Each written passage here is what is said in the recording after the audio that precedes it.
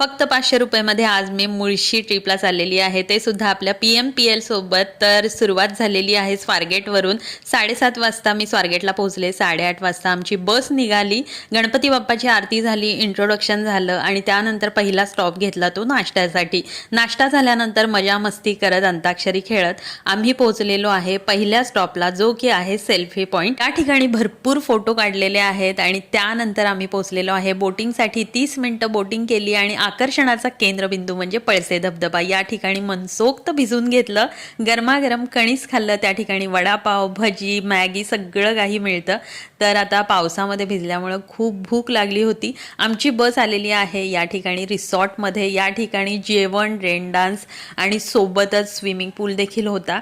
तर आपल्याला जेवणाचे पैसे एक्स्ट्रा पे करावे लागतात. या ठिकाणी हे अशा पद्धतीचं जेवण होतं. जेवण झाल्यानंतर स्विमिंग पूलमध्ये खूप एन्जॉय केलं. त्यानंतर रेन डान्स ही केलेला आहे. त्यानंतर आम्ही आलेलो आहे या पुरातन अशा महादेवाच्या मंदिरात, जिथं खूप छान दर्शन झालं. त्यानंतर आम्ही निघालेलो आहे परतीच्या प्रवासाला. तर तुम्हाला देखील अशा वन डे ट्रिप करायच्या असतील तर या स्क्रीनवर दिलेल्या नंबरवरती तुम्ही चौकशी करू शकता आणि तुमची ट्रिप बुक करू शकता.